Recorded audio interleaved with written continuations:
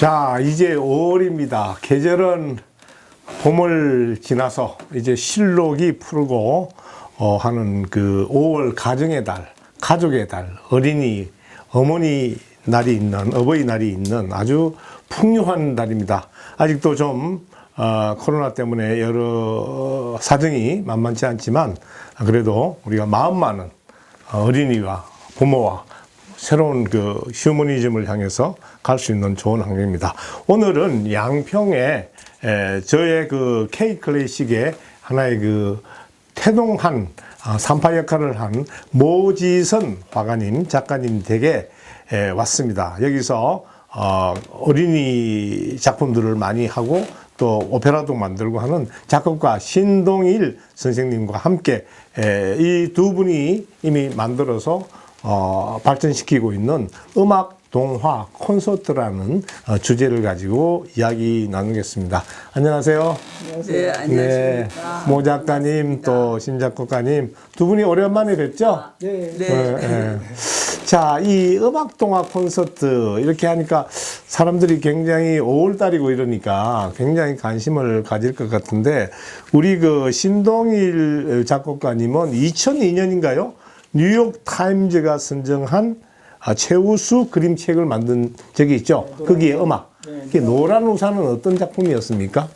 이제 그 원작자는 류재수 선생님이신데요. 네. 그 선생님이 좀 젊었을 때 구상했던 작품인데, 그러니까 애초에 그림책에 이제 글이 없이 글 대신에 음악으로 이제 네. 그러니까 그림과 음악이 매치된 작품을 생각을 하셨다가 한 10년 이상 작곡가를 못 만났어요. 저를 네. 만나시고 그림책 작업을 하게 됐는데요. 네. 근데 어떻게 뉴욕 타임즈가 그거를 선정을 해서 그게 이제 그 뉴욕 타임즈가 해마다 그 미국 내에서 출판된 그림책 중에서 이제 가장 뛰어나다고 하는 걸 한 10편씩 뽑아요, 해마다. 네. 근데 이제 이 류재수 선생님하고 그 당시에 이제 같이 오랫동안 작업하던 출판사에서 해외 쪽에 뭐 페스티벌에도 많이 참가하고 이제 시장 개척에 노력을 많이 했는데 그 작품이 워낙 좀 이제 특징적인 작품이어가지고 그 해에 미국에서 처음 출판이 됐어요. 예. 그래서 이제 그 검토할 수 있는 그 테두리 안에 들어갔죠. 그럼 뉴욕 타임즈가 선정했다면 이게 세계적인 시장으로 뻗어갈 수 있는 가능성이 있을 것 같은데요? 우리나라에서 처음 받은 이제 선정된. 네. 그리고 뭐 그래서 그 이후로 지금까지 한 6개국어로 이제 라이센스 출판됐어요. 그렇죠. 그럼 돈도 많이 버시겠네요. 근데 이게 뭐 라이센스 출판이라는 게 뭐 그 이쪽 출판사에서 그러니까 조건이 이렇게 뭐 좋은 조건은 아니더라고요. 네. 그냥 이제 그 출판사에서도 이제 이 작품이 이제 해외에 많이 알려지면은 국내에서도 이제 조금 권위도 세워지고. 네. 그러니까, 자, 그거에 비하면 또 우리 모지선 작가님도, 화가님도 특별히 또 어린이 쪽에 대한 그런 그 정서와 이해와 그런 것이 남다르지 않습니까? 그래서 이 집도 처음에 모모 갤러리로 이렇게 이름 지은 것 같은데. 모모가 사실 그 11살의 어린이죠. 네. 철부지라고 우리가 하는 모모라는 거를 어릴 때부터 그 책을 좋아해서 꿈을 찾아 떠나는 모모를 좋아했기 때문에 제 닉네임도 모모고 이 집에도 또 이제 항상 이 집을 모모의 집이라고 생각하고 있습니다. 우리가 어린이에게서 중요한 게 가장 많잖아요. 어린이 인생의 출발이고 소중하니까. 근데 특히 이제 어린이들이 그 받아들이는 거에 대해서 그것이 하나의 기초가 되지 않습니까? 네. 어떻게 생각하세요? 일단은 지금 뭐 현대 사회는 일단 뭐 미디어가 굉장히 발달해 있어서 그런데 뭐 제가 이제 어린이 작품 많이 하면서 이제 그 나름대로 이렇게 그 생각이 든 거는 한 초등학교 1, 2학년 정도 한 8살, 9살 정도까지는 그래도 미디어의 노출이 그렇게 심하진 않아서 음악적인 뭐 음악에 일단 국한돼요. 제가 작곡하니까 설명을 드리자면은 음악적인 선입견이 아직 형성이 좀 덜 돼 있는 상태예요. 그래서 그 흡수력이 굉장히 그 강하죠. 네.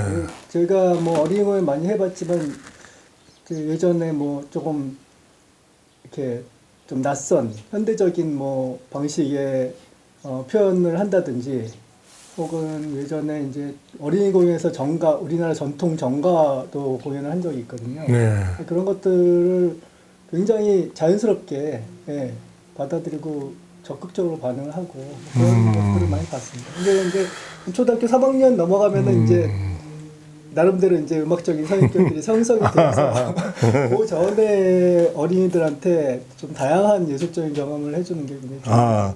우리 신작곡가도 말씀하셨지만 선입견이라고 이야기했는데 어떻게 말하면 경계이고 어떻게 말하면 벽이고 어떻게 말하면 고정관념이지 않습니까? 요즘 아이들은 한 살도 되기 전에 스마트폰에서 뭘 하더라고요. 왜 어린아이가 첫눈이 중요할까요? 저도 동화에서 본 건데요. 그 처음에 새가 부화해서 처음 보는 걸 부모라고 느끼고 따라다니는 동화도 많아요. 네. 실제 또 동물학자들이 그렇게 알고 있고 그런데 그래서 그 곰곰이 생각해 보면 어린이가 어렸을 때 세상을 처음 본 이 그림이라든지 음악이라든지 자기 눈에 들어오는 이미지가 얼마나 중요할까. 그리고 실제 저도 어렸을 때에 본 모든 것이 저 작가 생활에 기초가 될 정도로 네. 그게 중요하다는 생각을 했었어요. 그래서 저는 항상 제가 이제 그 가요 뭐 이런 발라드 뽕짝 이런 거보다도 제가 네. 동화를 좋아했어요. 항상 동화를 좋아하고 하는데 점점 그런 게 사라져가는 거. 네. 어린이다운 예술이라든지 어린이다운 이 즐기는 것은 사라지고 애들이 전부 다 어른의 짝퉁, 어른의 모방. 그러니까 크는 가정을 다 없애는 거죠. 하루아침에 20대, 30대에 그 정서가 되기 때문에 그 사이에 이 정서적인 거는 정말 말할 수도 없이 중요한 걸 다 잊어버리는 거죠.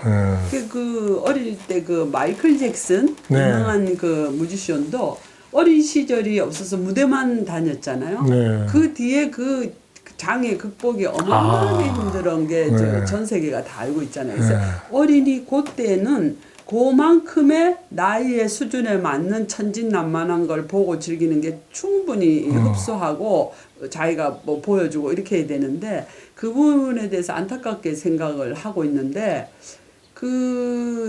우연히 신동일 작곡가를 만났어요. 신동일 작곡가가 저한테 이제 그때 기억하실지 모르겠는데 CD하고 보내주셨어요. 다랑케타에 회장님 들어보라. 제가 케이크라식 그거 하고 있을 때 들어보라고 줘서 저 이제 그걸 유심히 들었죠. 그래서 이분이 그런 거를 하시는구나 알았는데 그 뒤에 우연히 우리 집에 와서 딱 의논할 때 그 어린이 동화를 작곡해가지고 연주를 하시는데 뒤에 영상 부분에 대해서 보여줄 이미지 그거가 없어서 되게 고민을 하고 그래서 그 SOS를 제가 들었어요. 그래서 저는 뭐 화가로 활동하고 있는데 그 보내고 나서 곰곰이 생각했는데 이거 화가로서 참 중요한 부분이다. 내가 해줄 수 있는. 그래서 제가 사실 그때 영상 공부까지 했었어요. 그래가지고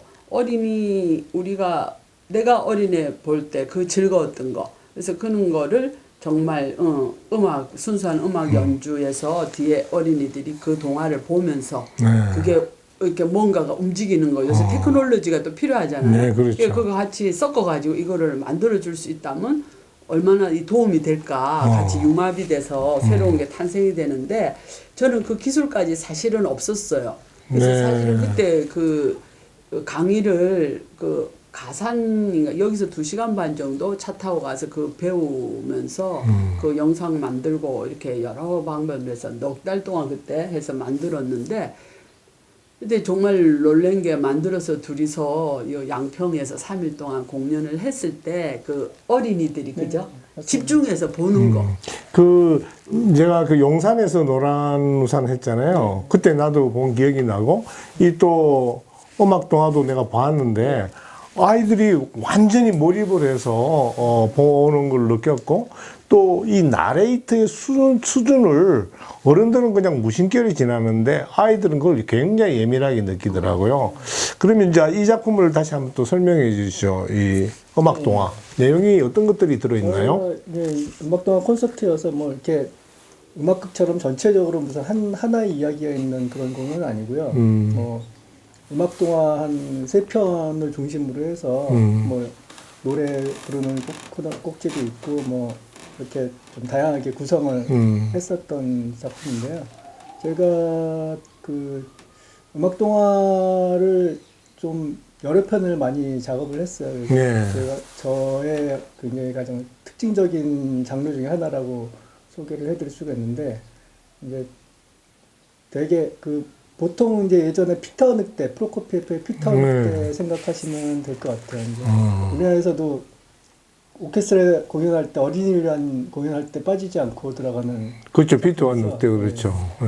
그래서 이제 제가 생각했던 게 이제 요즘 그러니까 오늘날 어린이 관객들의 호흡에 맞게 우리말로 된 그런 피터 늑대 같은 음악 동화가 있으면 좋겠다. 필요하다. 예, 생각이 들어서 뭐 작업을 많이 하고 그 다음에 이제 제가 초창기에 했던 것들은 이제 제가 뭐 노라우산 이제 출간하게 되면서 뭐 그림책 출판사들하고 인연이 조금 많이 생기면서 그림책 이야기를 가지고 음악 동화를 많이 만들었었어요. 그래서 이제 그림책에 있는 그림을 영상으로 활용을 해서 그 이야기와 음악과 영상이 있는 포맷을 이제 개발을 해낸 거죠. 피터 늑대를 이제 바탕으로 해서 이제 저만 한국판 네. 그 피터와 늑대 같은 그런 거 만데 제가 이제 이 그림을 이렇게 보고 영상을 보면서 되게 그 출판사 같은 데서 일러스트들이 많이 하잖아요. 어린이 거는. 근데 이건 이제 대가의 화가가 그린 작품이어서 이 받아들이는 순도나 뭐 이 예술성이랑 이런 것들이 너무 진하게 이렇게 잘 보여서 음악하고 들으면서 아이들이 흡입력이 더 좋지 않나 싶은데 그럼 우리 작가님은 신동일 작곡가의 음악도 들어보시면서 그럼요. 들어서 서로 이제 그 같이 음악하고 이 동화의 그림하고 그러니까 이게 미술과 음악의 만남이죠. 그렇죠. 예, 그리고 예. 또 문학이 있잖아요. 이야기 네, 스토리. 이야기가 있고. 이거 완벽한 거라고 생각해요. 네, 문학하고 음악하고 미술이 만나서 어린이의 눈높이에서 어린이 동심 세계를 정말 순수한 예술로 표현해 준다고 생각했을 때 그 너무나 중요하고 또 제가 해외 전시로 외국을 많이 다니잖아요. 네. 그럴 때 그 이제 문화원이나 이런 관계자 만났을 때 이 얘기를 했더니 정말 이 콘텐츠 너무 원하고 있다. 우리는 이 콘텐츠가 없어서 정말 교육을 못 시킬 정도인데 이런 게 있다 그러면 갖고 왔으면 너무 좋겠다. 이런 얘기를 너무 많이 들었어요. 네. 자기들이 번역하고 모든 걸 하겠다고 그런 얘기도 듣고 했을 때 아 이거는 정말 중요한 일이 아닌가. 그래서 신동일 작곡가 같은 분이 음악에 대한 어린이에 대한 거 작곡을 많이 해주신 것도 너무 고맙고 그래서 저도 이 어린이 눈높이에서 그림을 그리느라고 정말 요새 애들은 어떤 장난감을 가지고 있을까? 이거 하나의 사파에서도 요즘 애들은 어떤 학교 갈 때 어떤 패션을 하고 갈까? 뭐 이런 거 하는 게 사실 되게 재밌었어요. 네. 그리고 지금 이 나이가 되도록 제가 동화책이라든지 어린이 그림책을 많이 봐요. 그 이번에 보니까 안에 내용을 보니까 뭐 엄마를 기다리며 이 부분도 있고 또 두꺼비 은혜를 갚은 두꺼비 또 뭐가 하나 더 있는 것 같은데 지금 그러니까 지난번에서 이제 노라운산까지 포함해서 학교 가는 길 아니야? 세 편을 했었죠. 네. 학교 가는 길은 아니지. 6견만 나왔었고요. 네. 근데 지금 뭐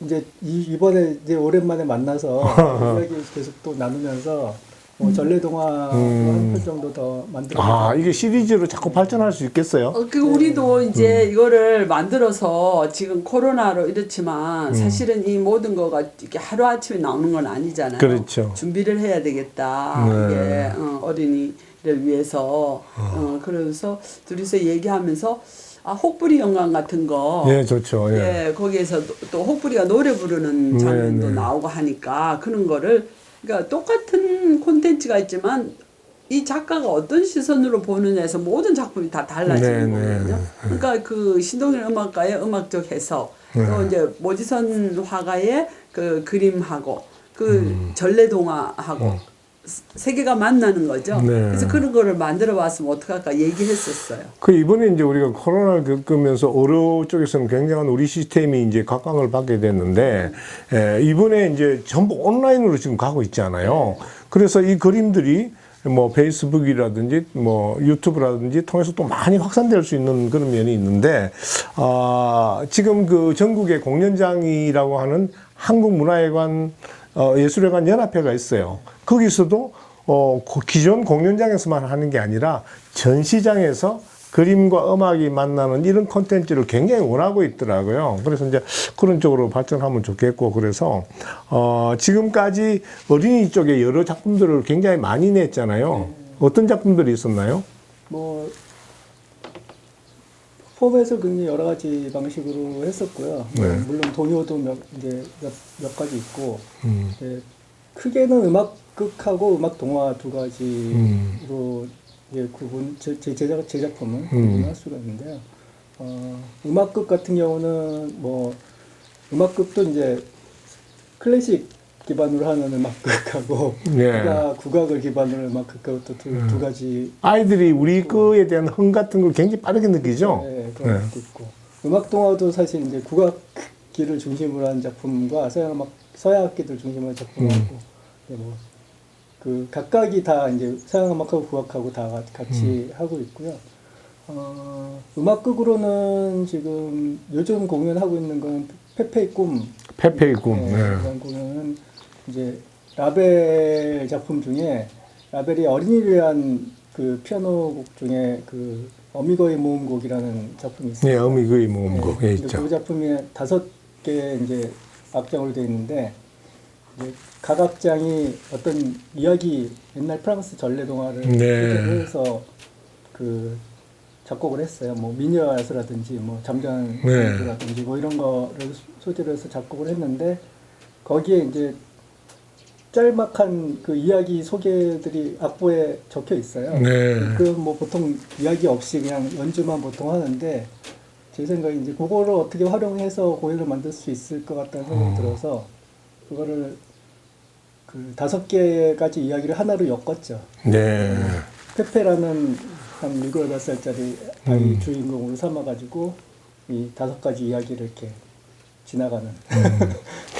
그 우리 저 신작가가 지금 말씀하셨듯이 라벨에 이야기했는데 이 미국도 그렇고 어느 나라든지 어린이 작품에 세계적인 최고의 대가들이 접근을 하잖아요. 작품을 만들잖아요. 근데 왜 우리는 아이 거를 우습게 볼까요?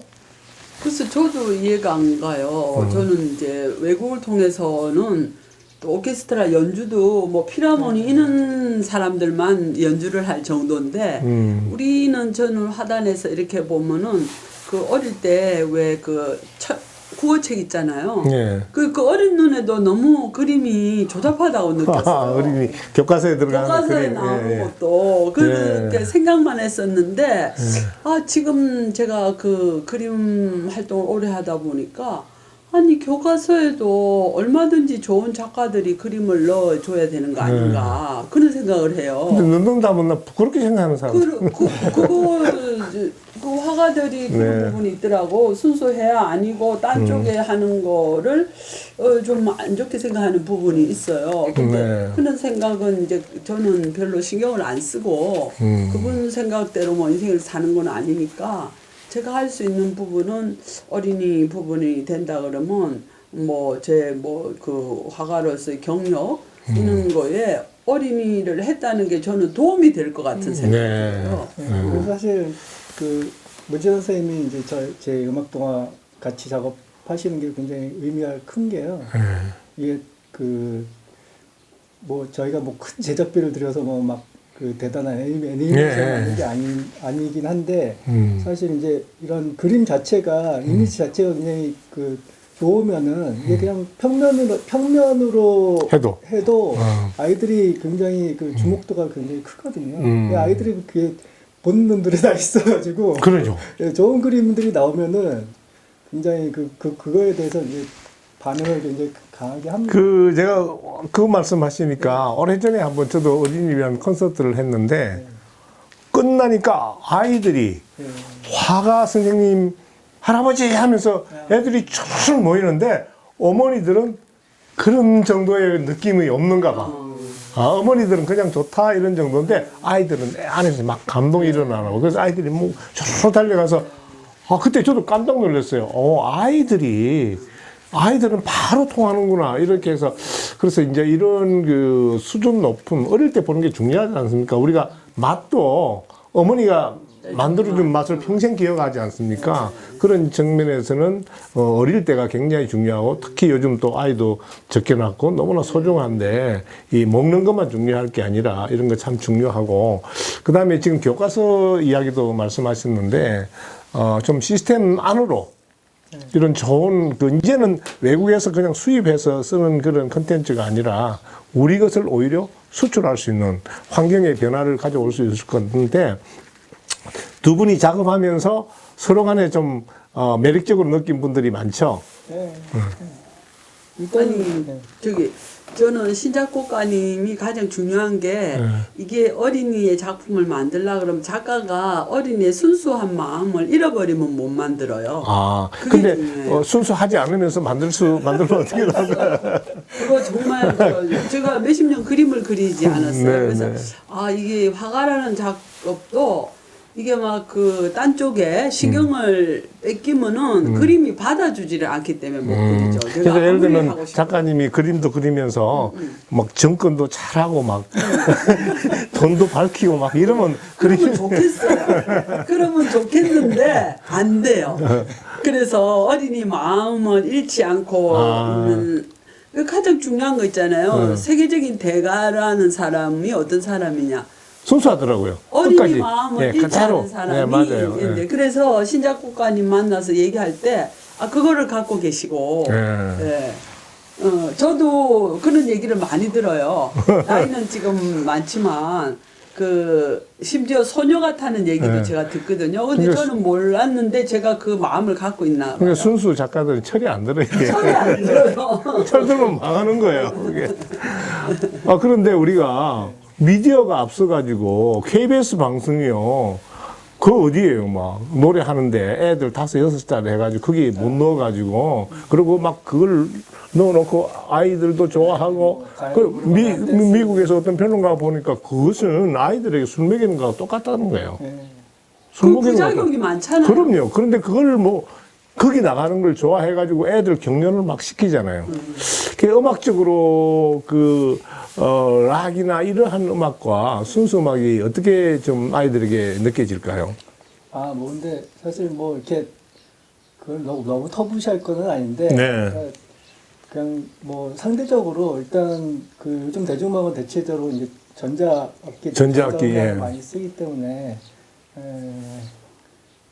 어쨌든 이제 음악이라는 게 사실 어쿠스틱한 어떤 것으로부터 출발을 했잖아요.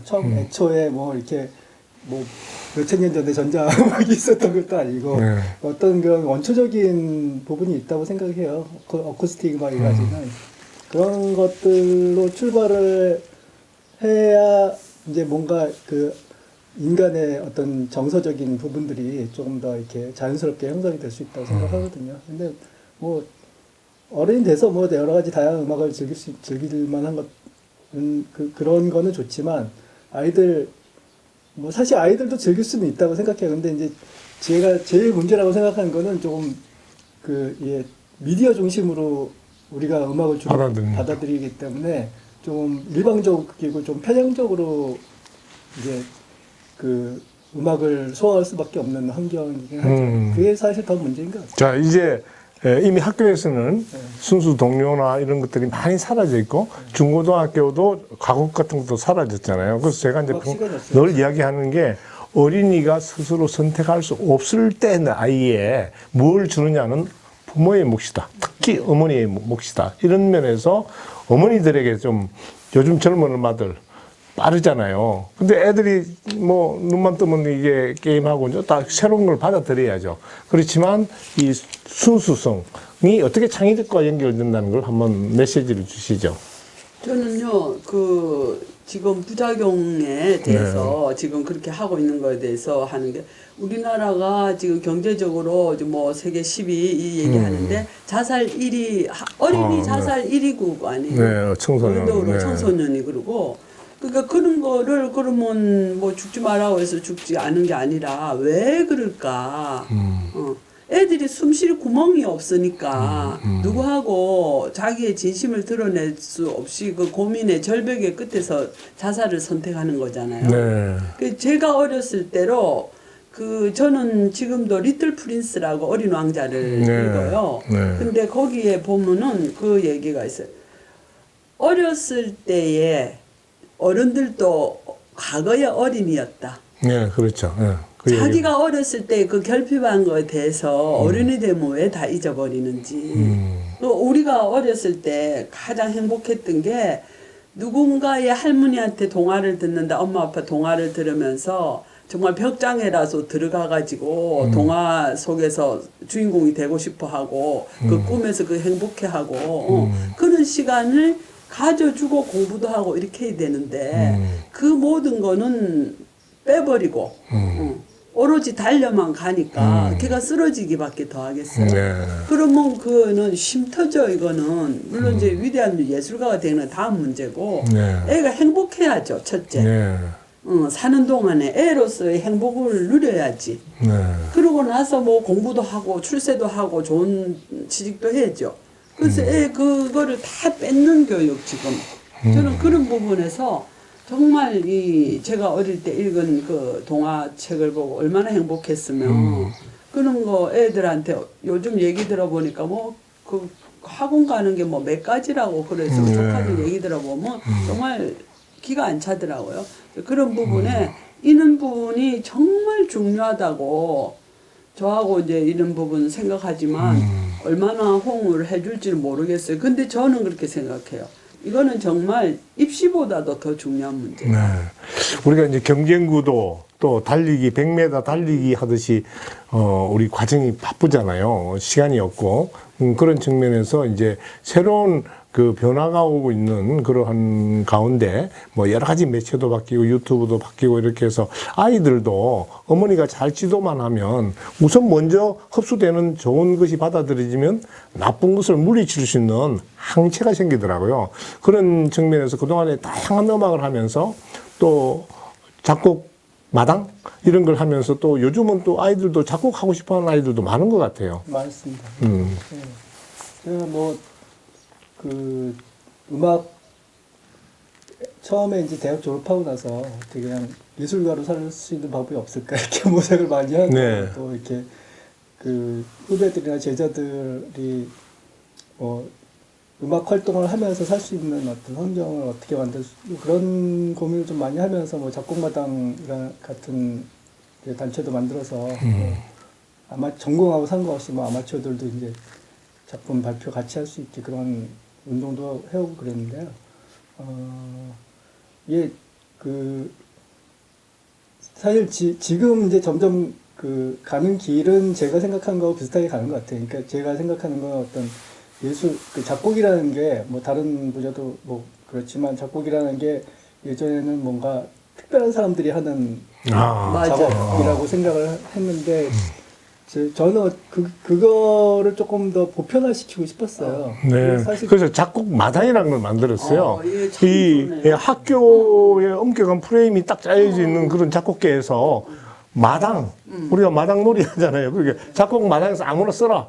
뭐 아무나 쓰고 나기 마음대로 써라. 주제도 안 주고. 그런 운동을 지금 얼마나 오래 하셨죠? 작곡마당이 이제 내년이면 20년. 와, 그래요. 20년. 저희 첫 공연 할 때. 네, 뭐 선생님 갔었죠. 오셔서 네. 봐주시고, 리뷰도 써주시고. 네, 그랬죠. 부산에서도 하고 그러는데. 네, 지금 부산에 부산 작곡마당 지역 조직이 있고요. 재작년인가 광주에서도 생겼습니다. 대단한 일을 했어요. 저기 그 그림은 음악보다는 좀 더 자유스러운 것 같고요. 요즘 제가 갤러리도 많이 가보고 미술관도 가보면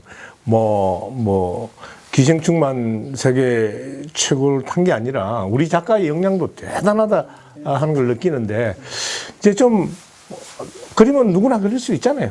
그렇죠. 좀 더 한번 작곡마당식으로 미술마당을 한번 열어주세요. 그 좋죠. 저는 그래서 그때 그 생각 많이 했었어요. 네. 공연을 보고 나서, 보고 나서, 보고 나서 그냥 뿔뿔이 집에 가는 게 아니고, 그게 감동이 있어요. 그래서 들어가게 에피타이저가 있고 디저트가 있듯이 공연을 보고 나서 이 감동을 누군가가 좀 공유하고 이렇게 하고 가는 이건 너무 중요하다는 생각이 들더라고요. 그래서 그 부분에서 그때 이제 공연 전에 전시도 하고, 공연하고 나서 만약에 제가 이렇게 기획을 한다 그러면 공연을 하고 나서 애들 보고 연필이나 뭐 크레파스 하나 주고 전 공연의 감동을 한번 네가 표현해봐라. 그런 거 너무 그러면 애가 정말 그렇게 그 표현한 걸 가지고 집에를 가든지 이렇게 가서 자기 딱 그 액자에 끼워놓고 내가 공연을 보고 나서 그는 이는 거를 그 당시 이런 표현을 했었지. 너무 중요한 것 같아서 그 이제 하고 싶어요. 예술의 전당 같은 경우는 요즘은 이제 요즘 안 가보셨죠? 어린이 그 공간, 쉬는 공간을 너무너무 잘 만들어 놨어요. 프랑스 작가들이 와서. 근데 5시 정도에서 끝나면 1시간 정도? 그래서 우리가 너무 이 획일화된 구조 안에 너무 갇혀 있다 보니까 우리는 오페라 보고 난 뒤에 오페라 포스터 그린 사람이 없잖아요. 이미 100년 전에 벌써 다 작품들이 나오고 또 술집도 소재로 그리잖아요. 이번에 물랑루즈 그것도 봤는데 우리는 그렇게 검기가 너무 많아요. 이 부분에 대해서는 작가로서 저는 뭐 음악회 포스터를 저는 선생님 알다시피 그렸잖아요. 우리 케이크를 다 그려줬잖아요. 다 그렸고 저는 그런 걸 되게 좋아해요. 그래서 금기를 한다는 사람이 있다고 한다면 또 그거를 뛰어넘는 사람도 있어야 되니까 그렇죠. 저는 그 그리는 거 되게 좋아하고요. 옛날에 뭐 피카소라든지 모드리안이 다 포스터를 그리고 포스터 그렸죠. 그거 가장 중요한 게 옛날에는 음악가하고 화가하고 같이 그 카페에서 같은 주제로 얘기를 서로 소통했다는 자체가 저는 너무 중요해요. 지금은 이게 다 누구 말 맞다는 의사가 뭐 발가락은 아파 죽어도 손가락은 딴 데 가서 봐야 된다. 말을 해야 된다. 이게 다 세퍼레이트를 나누다 보니까 몸이라는 건 하나인데 이 하나는 썩어 죽어도 어는 모른다. 지금 예술도 그런 것 같아요. 그래요. 이게 뭐 시나 음악이나 다 같은 건데 그렇죠. 화가들은 화가끼리 만나고 음악가들은 전시회 구경 오지도 조차 안 하고 맞아요. 여기서 문학하는 사람도 문학 이거 하고 이 안에 다 녹아 있어야죠. 그렇죠. 그래서 러시아 전람회 그림도 그렇고 작곡가들은 또 그림을 보고 많이 그렸고 또 화가는 또 음악가들을 보고 또 많이 그리고 이제 우리가 이번 이걸 계기로 해서 미술과 음악이 하나의 융합으로 콘텐츠로 발전하고 또 지금 다 외롭지 않습니까? 그러니까 시인도 모이고 하는 그런 그 르네상스 카메라타 운동을 다시 한번 전개했으면 좋겠어요. 오희정 선생님 조금 전에 말씀하셨듯이 사실 이 음악도가 콘서트가 교육적인 활용도도 굉장히 큽니다. 공연 뭐 작품을 이렇게 접하고 나서 자기만의 뭐 어떤 이야기를 만든다든지 뭐 연주가 가능한 아이들은 뭐 연주도 하고 표현을 한다든지 이야기에 대해서 음악적인 표현을 한다거나 음악에 대해서 뭐 그 글이나 그림으로 표현을 한다거나 뭐 여러 가지 교육적인 방식을 저번에 그 연주도 들었는데 트랑퀸텟이죠. 이제 요즘 여기 음악이 어렵지 않으니까 요즘 아이들도 할 수 있잖아요. 뭐 예고생이라든지 이런 애들도 조금 더 쉽게 만들면. 고등학생 정도.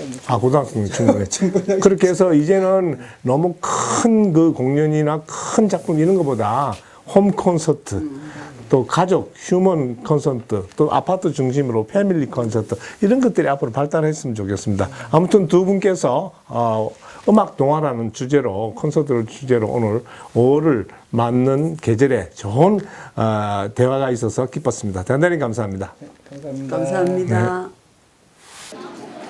집에 가는 길은 너무너무 재미있어.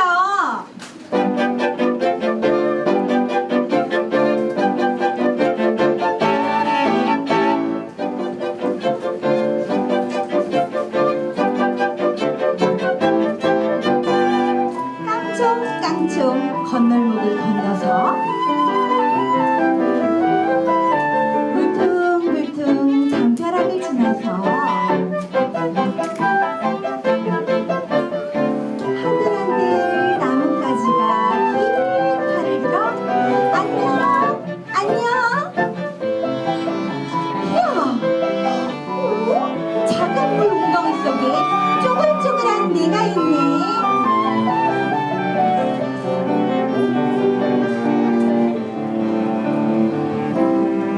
총총 계단을 올라가자. 왼손과 오른손이 가위바위보. 왼손이 이기면 왼발이 먼저, 오른손이 이기면 오른발이 먼저. 사이좋게 하나씩 계단을 올라가면 우리 집에 다 왔네. 다 왔습니다. 다녀왔습니다. 잘 다녀왔니? 아기 공돌이가 뛰어나갔어. 오셨습니까, 요정?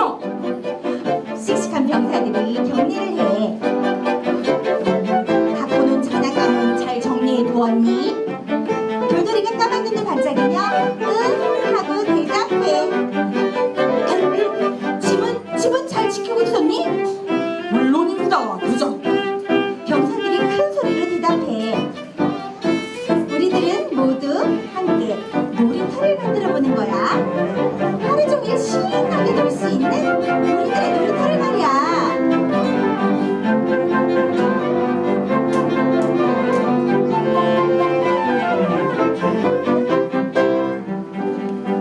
아빠의 바둑알로 하얀 까만 길을 만들고 엄마의 보드를 미끄럼틀 삼아야지.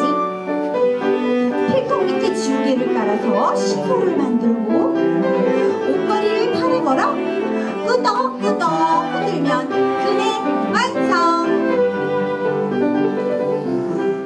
빙글빙글 돌아가는 뺑이는 뺑뺑이야. 나와 돌돌이와 병사들은 우리들의 놀이터에서 재미있게 놀 거야.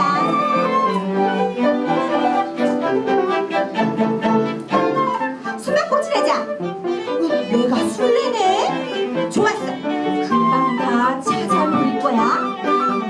모두 꼭꼭 숨을 때까지 하나,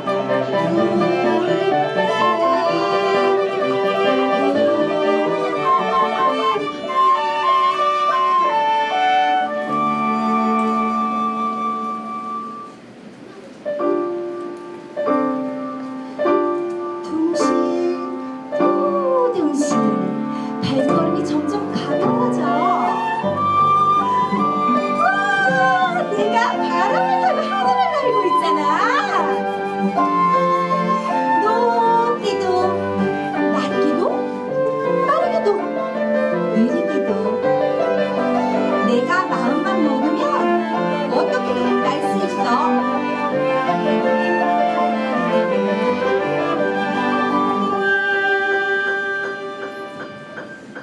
엄마가 반찬거리를 사오시는 슈퍼가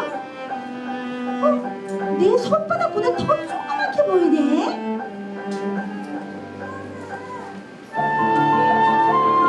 파란 물결이 넘칠 때는 하늘은 낭비구름을 타고 내려가자. 깡총깡총 토끼구름도 나랑 같이 가자.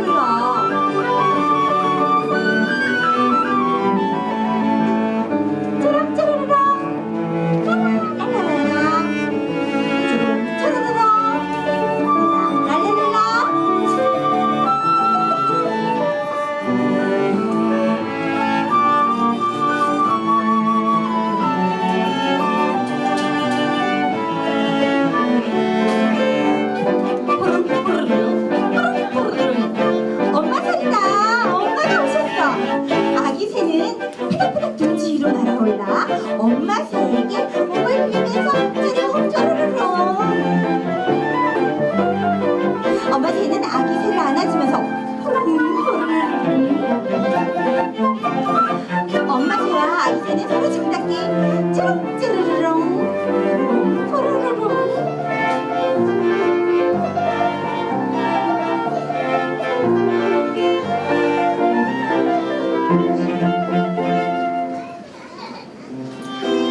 짜잔 짜잔 우리 아가 잘도 잔다 우리 아가.